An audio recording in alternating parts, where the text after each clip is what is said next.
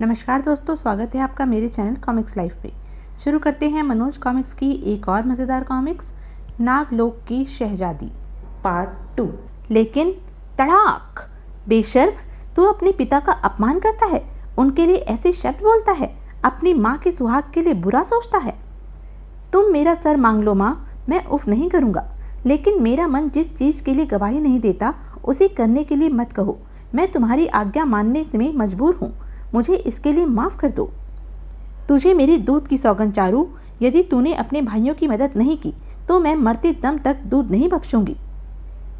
माँ, ठीक है माँ, तुमने अपने दूध की सौगंध दी है तो मैं तुम्हारे दूध को नहीं लजाऊंगा और वैसा ही करूंगा जैसा तुमने कहा है, चाहे इस कार्य में मेरे प्राण ही क्यों न चले जाएं।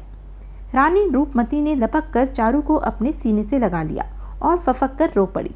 मेरे बच्चे, तू मेरी बात का बुरा ना मानना, मैं गुस्से में न जाने तुझसे क्या क्या कह गई, मुझे माफ़ कर दे मेरे बेटे।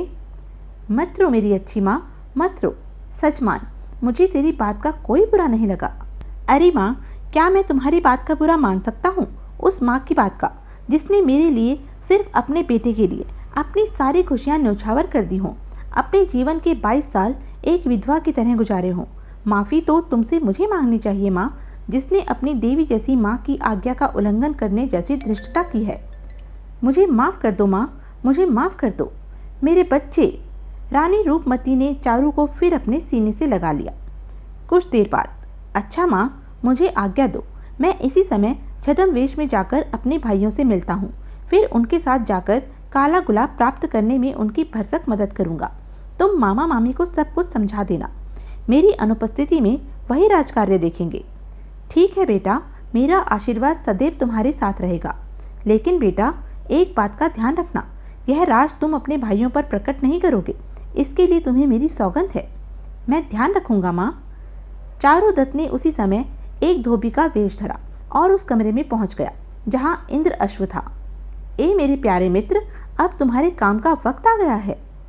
मुझे जल्दी से मेरे भाइयों के पास पहुंचा दो, वरना सारा काम बिगड़ जाएगा। तुरंत ही गधा दुलकती झाड़कर बाहर की ओर दौड़ पड़ा। तीनों राजकुमारों का कारवां अभी चंदनगढ़ से बाहर ही निकला था कि छद्मवेश में चारूदत्त एक दूसरे रास्ते से उनके सामने जा पहुंचा। ए, कौन हो तुम? रास्ते से एक तरफ हटो, वरना कुचलकर मारे जाओगे। लेकिन चारूदत्त हाथ जोड़कर बोला, हुजूर को प्रणाम। अरे गुस्ताख, कौन हो तुम, और इस तरह हमारे रथ के सामने अपने गधे को खड़ा करने की तुमने हिम्मत कैसे की? जानते नहीं हम कौन हैं?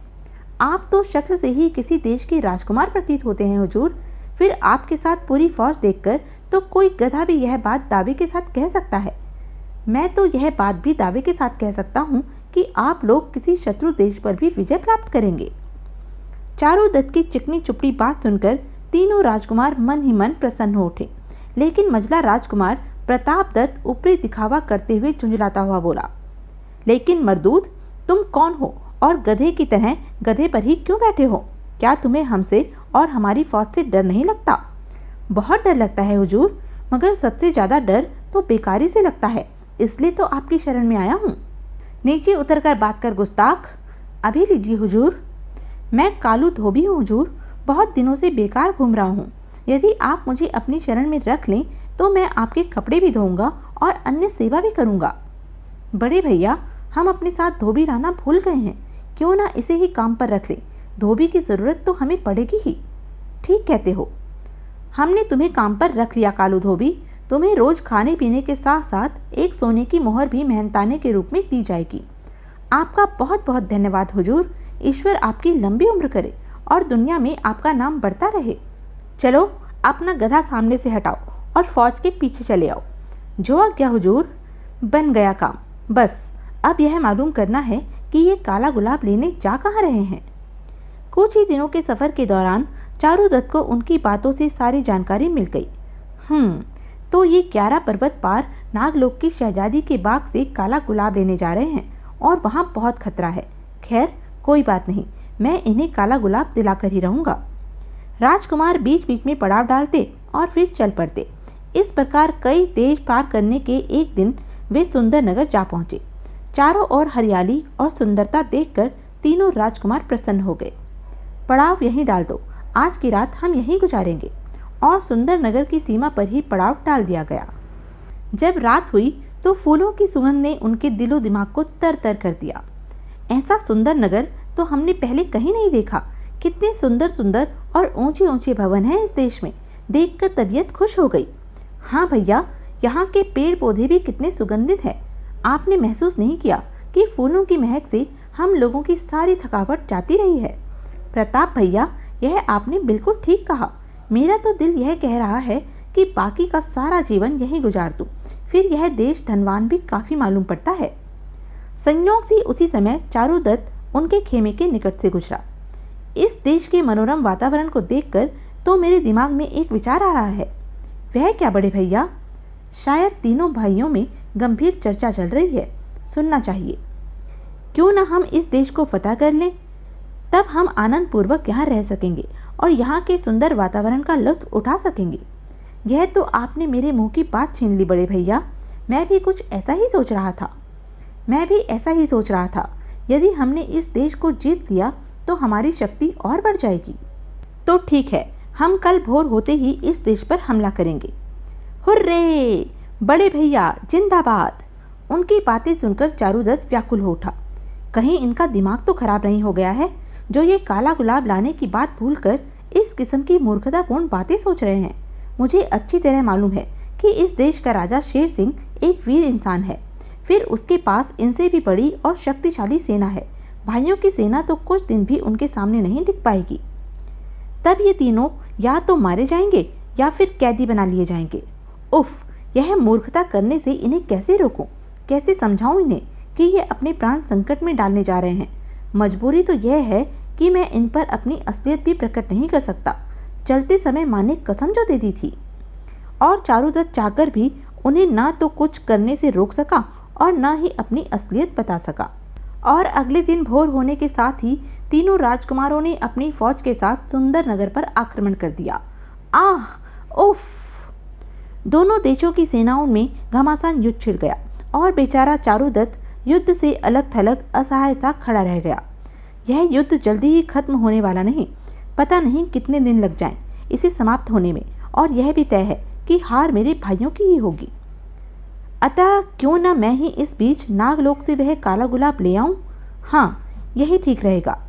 अगले ही पल, चल मेरे दोस्त, इस लड़ाई के मैदान से मुझे कहीं दूर वीराने में ले चल, एक सुनसान स्थान पर पहुंचकर। बस दोस्त, अब रुक जाओ, यह स्थान तुम्हें घोड़ा बनाने के लिए उपयुक्त है। गधे के रुकते ही, दोस्त, अब तुम घोड़े का रूप धारण कर लो। अगले ही पल, मेरे दोस्त, मुझे 11 पर्वत पार नागलोक के शहजादी के बाग में जाना है, क्या तुम मुझे वहां ले चलोगे? हिनहिनाकर घोड़े ने जैसे स्वीकृति दी। तब चारुदत्त उछलकर घोड़े की पीठ पर सवार हो गया और घोड़े ने पलक झपकते ही एक एक कर 11 पर्वत पार किए और धीरे धीरे नीचे उतरने लगा। प्रिय मित्र, क्या नागलोक आ गया? ओह, शायद यह हाँ कह रहा है। कुछ नीचे उतरने पर, ओह, वह रहा सोने का महल और उसका शाही बाग। शायद वह महल और बाग नागलोक की शहजादी का ही है। घोड़े ने चारुदत्त को शाही बाग से कुछ दूर उतारा, लेकिन वहां से वह महल और बाग के चारों ओर घूमते 20 सिंहों को साफ देख सकता था। महल में तो सन्नाटा छाया हुआ है, लेकिन उन शेरों की आंखों में धूल कैसे झोंकी जाए? बगैर उन्हें वहां से हटाए बाग में नहीं घुसा जा सकता। तभी उसे अपने साथी इंद्र अश्व का ध्यान आया।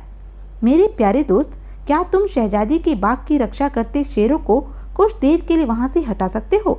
उनके रहते मैं बाग में नहीं घुस सकता। घोड़े ने तुरंत सर हिलाकर स्वीकृति दी। आहा, कर सकते हो तो मेरे मित्र, जल्दी से करो ना मेरी मदद, वरना कहीं शहजादी काले गुलाब की सुध लेने आ गई तो और मुश्किल हो जाएगी। अगले ही पल, मैं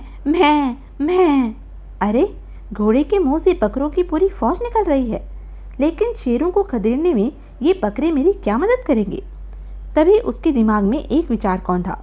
ओह, अब समझा कि अश्वबंधु मुंह से ये बकरे क्यों उगल रहे हैं। बकरे सिंहों का प्रिय भोजन होते हैं, इन्हें देखते ही वे इन पर टूट पड़ेंगे और मेरा रास्ता साफ हो जाएगा।